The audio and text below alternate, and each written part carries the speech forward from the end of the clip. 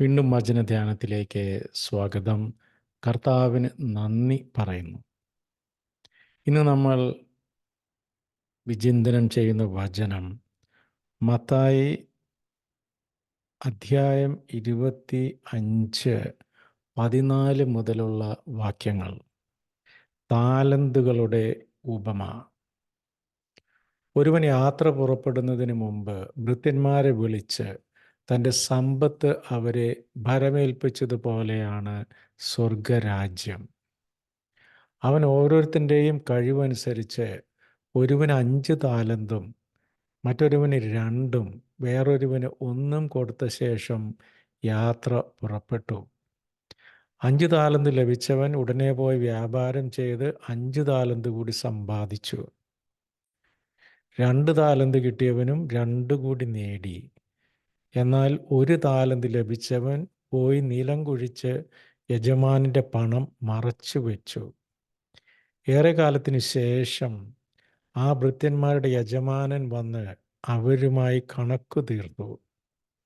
5 താലന്ത് കിട്ടിയവൻ വന്ന് 5 കൂടി സമർപ്പിച്ച്, യജമാനനെ, നീ എനിക്ക് 5 താലന്താണല്ലോ നൽകിയത്, ഇതാ ഞാൻ 5 കൂടി സമ്പാദിച്ചിരിക്കുന്നു എന്ന് പറഞ്ഞു.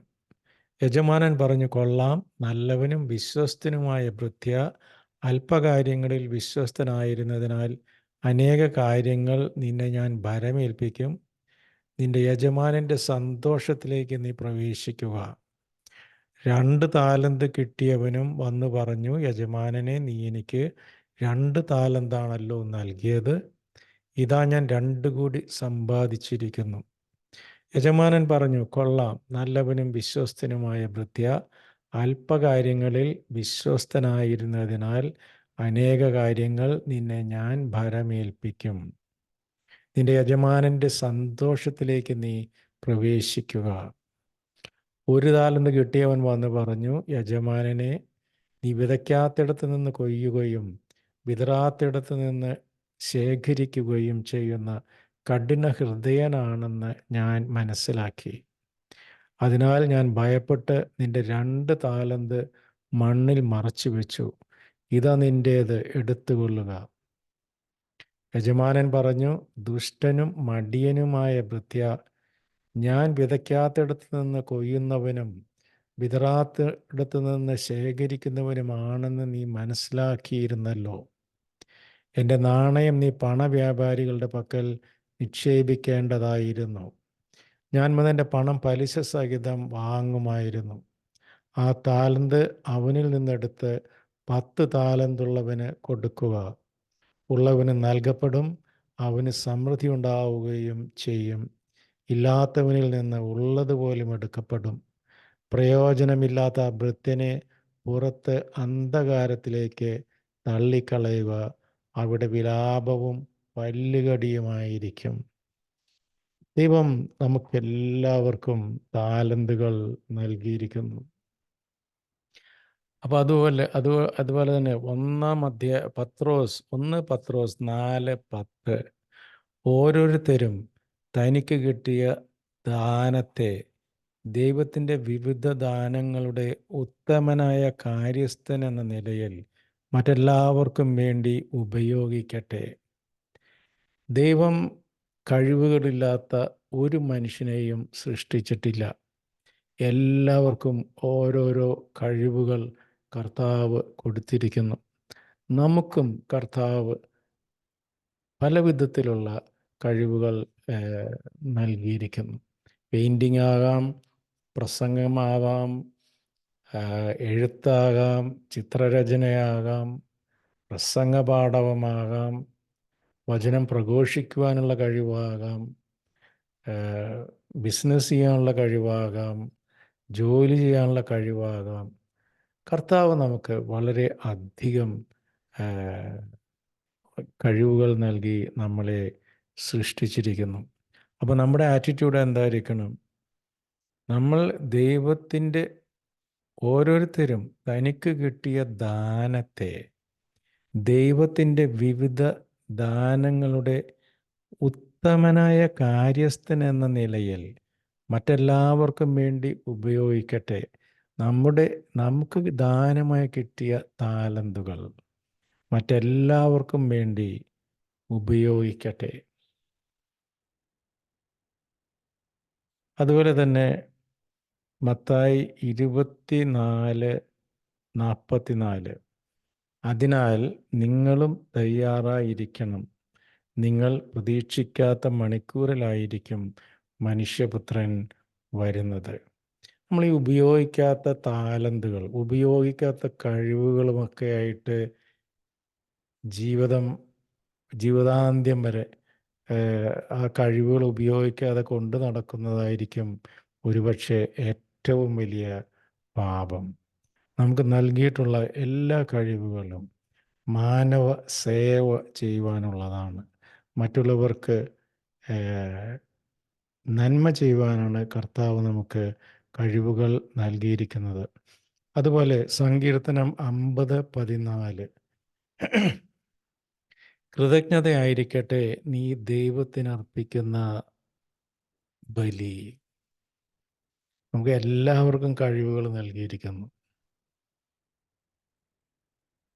ഇൻ്റർനെറ്റ് യൂസ് ചെയ്യാൻ അറിയില്ലെങ്കിൽ എനിക്കിത് റെക്കോർഡ് ചെയ്യാനും പറ്റില്ല, നിങ്ങൾക്കിത് കേൾക്കാനും പറ്റില്ല. അപ്പം നിങ്ങൾക്കൊരു ഡിവൈസ് ഉണ്ടാകും. എനിക്കും ഗാഡ്ജറ്റ്സ് ഒക്കെ ഉണ്ട്, ഇതിനുള്ള സമയമുണ്ട്, വചനം വായിച്ചാൽ മനസ്സിലാകുന്നുണ്ട്, വായിക്കാൻ സാധിക്കുന്നുണ്ട്, മനസ്സിലാക്കാൻ സാധിക്കുന്നുണ്ട്. എത്രയോ പേർക്ക് വായിക്കാൻ പറ്റുന്നുണ്ടാവുകയില്ല, എത്രയോ പേർക്ക് വായിച്ചാലും മനസ്സിലാകുന്നുണ്ടാവുകയില്ല.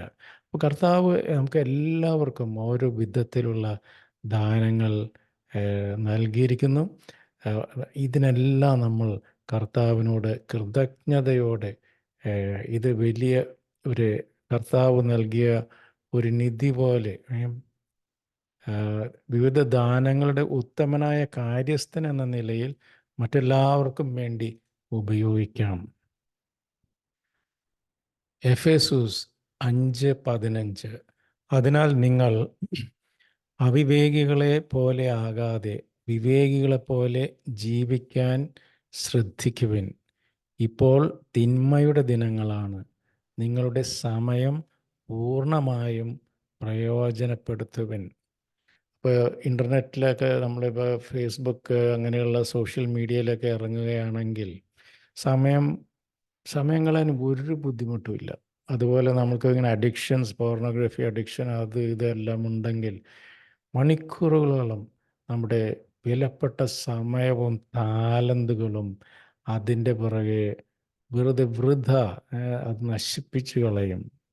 അങ്ങനെ ചെയ്യാതെ നിങ്ങളുടെ സമയം പൂർണ്ണമായും പ്രയോജനപ്പെടുത്തുവിൻ. വീണ്ടും സങ്കീർത്തനം 90:10, ഞങ്ങളുടെ ആയുഷ്കാലം 60 വർഷമാണ്, ഏറിയാൽ 80. എന്നിട്ടും അക്കാലം അത്രയും അധ്വാനവും ദുരിതവുമാണ്. അവ പെട്ടെന്ന് തീർന്ന് ഞങ്ങൾ കടന്നു പോകും. 12-ാം വാക്യം, ഞങ്ങളുടെ ആയുസ്സിൻ്റെ ദിനങ്ങൾ എണ്ണാൻ ഞങ്ങളെ പഠിപ്പിക്കണമേ, ഞങ്ങളുടെ ഹൃദയം ജ്ഞാനപൂർണമാകട്ടെ. ഞങ്ങളുടെ ആയുസ്സിൻ്റെ ദിനങ്ങൾ എണ്ണാൻ ഞങ്ങളെ പഠിപ്പിക്കണമേ, ഞങ്ങളുടെ ഹൃദയം ജ്ഞാനപൂർണമാകട്ടെ. നമ്മളെല്ലാം ജീവിക്കുന്നത്, നമ്മളെല്ലാം നിത്യം ജീവിക്കുമെന്നുള്ള ഒരു മിഥ്യാബോധത്തോടു കൂടെയാണ് നമ്മൾ മനുഷ്യരൊക്കെ ജീവിക്കുന്നത്. ഇതാണ് സാത്താൻ്റെ ഏറ്റവും വലിയ തട്ടിപ്പ്. നമ്മൾ 100 വയസ്സ് വരെ ജീവിക്കുകയാണെങ്കിൽ ആകെ കൂടിയുള്ളത് 30,000 ദിവസം. അപ്പോൾ അതിനകത്തൊക്കെ കുറേയൊക്കെ കഴിഞ്ഞു പോയി, ബാലൻസൊക്കെ ഇനി എത്ര ഉണ്ട്. അപ്പോൾ മനുഷ്യൻ എപ്പോഴും അവൻ്റെ വിചാരം അവൻ എന്നും നിലനിൽക്കും, അവൻ അനശ്വരനാണെന്നുള്ള ഒരു ചിന്ത. അപ്പോൾ അതുകൊണ്ട് തന്നെ ഇവിടെ നമ്മൾ മരണത്തിനെക്കുറിച്ച് ഓർക്കുകയാണെങ്കിൽ നമ്മൾ സമയത്തിന് വില കൊടുക്കും. നമുക്കൊക്കെ ലിമിറ്റഡ് ആയിട്ടുള്ള സമയമേ ഉള്ളൂ. ആ സമയം വെറുതെ കളയാനില്ല. ഉപകാരമില്ലാത്ത കാര്യങ്ങൾക്ക് വേണ്ടി കളയാൻ നമുക്കില്ല. നമ്മുടെ സമയം വളരെ വളരെ വിലയുള്ളതാണ്. അത് കർത്താവ് നൽകിയ ദാനങ്ങളെ പരിപോഷിപ്പിച്ച് മറ്റുള്ളവർക്ക് നന്മ ചെയ്യുക എന്നുള്ളതാണ് നമ്മുടെ ധർമ്മം. ഇത് ചെയ്യാതെ നമുക്ക് സ്വർഗരാജ്യത്തിൽ പ്രവേശിക്കാൻ സാധിക്കുകയില്ല. ഇതാണ് കർത്താവ് ഈ ഉപമകളിലൂടെയും വചനങ്ങളിലൂടെയും എല്ലാം നമ്മളെ പഠിപ്പിക്കുന്നത്. ആരും യൂസ്ലെസ് ആയിട്ടില്ല. എല്ലാവർക്കും ഓരോരോ കഴിവുകൾ കൊടുത്തിരിക്കുന്നു. ചിലപ്പോൾ ആരോഗ്യമാകാം, ചിലപ്പോൾ ബുദ്ധിശക്തിയാകാം, ചിലപ്പോൾ മറ്റുള്ള കഴിവുകളാകാം. ഇതെല്ലാം നമ്മുടെ ജീവിതം വളരെ പരിമിതമായ നാളുകൾക്കേ ഉള്ളൂ എന്ന ബോധ്യത്തോടെ നമ്മുടെ കഴിവുകളെല്ലാം പരിപോഷിപ്പിച്ച് ആ ലിമിറ്റഡ് സമയത്തിനുള്ളിൽ മനുഷ്യർക്ക് മാക്സിമം നന്മ ചെയ്യാം. അത് ചെയ്യാതെ നമ്മുടെ താലന്തുകളൊക്കെ കുഴിച്ചിട്ട് അങ്ങോട്ട് ചെന്ന് കഴിഞ്ഞാൽ കർത്താവ് നമ്മളെ നരകാഗ്നിയിൽ തള്ളും. ഇതൊരു വലിയ റെസ്പോൺസിബിലിറ്റിയാണ്. കൂടുതൽ ടാലൻ്റ് ഉള്ളവൻ കൂടുതൽ റെസ്പോൺസിബിൾ ആയിരിക്കണം. അപ്പോൾ ഇതൊരു താക്കീതാണ്, ഇതൊരു മാർഗദർശമാണ്, ഇതൊരു വെളിപാടാണ്. ഞാനിപ്പോഴും ഓർക്കുന്നു, ഒരു സ്ഥലത്ത് ചെന്ന് കഴിഞ്ഞപ്പോൾ ഒരു സിസ്റ്ററിന് ഈ mentally challenged kids, mentally challenged ആയിട്ടുള്ള കുട്ടികളുടെ ഒരു റൂമിലോട്ട് കൊണ്ടുപോവുകയും അതിമനോഹരമായ പെയിൻറ്റിങ്ങുകളൊക്കെ എനിക്ക് കാണിച്ചു തരികയാണ്. ഈ കുഞ്ഞുങ്ങൾ ചെയ്തിട്ടുള്ളതാണ്. അപ്പോൾ അവർക്ക് ദേ ആർ ഡിഫറെൻ്റ്ലി ഏബിൾഡ് എന്നുള്ള വാക്ക് തന്നെ അതിൽ നിന്നാണ് വരുന്നത്. അവർക്കും പല പല എബിലിറ്റീസും കർത്താവ് കൊടുത്തിരിക്കുന്നു. കുറവുകളുണ്ടാകാം, പക്ഷെ അതോടൊപ്പം തന്നെ കഴിവുകളും കർത്താവ് കൊടുത്തിരിക്കുന്നു. ഇത് നമുക്കും ഇത് ആപ്ലിക്കബിളാണ്. കുറവുകളുണ്ടാകാം. കുറവുകളില്ലാത്ത മനുഷ്യൻ ആരാണ്? അതേസമയം കഴിവുകളും കർത്താവ് നൽകിയിരിക്കുന്നു.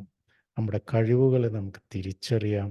ആ കഴിവുകളെ പരിപോഷിപ്പിച്ച് ക്രിസ്തു സേവ, മാനവ സേവ, മനുഷ്യർക്ക് നന്മ ചെയ്ത് നമുക്ക് ജീവിക്കാം.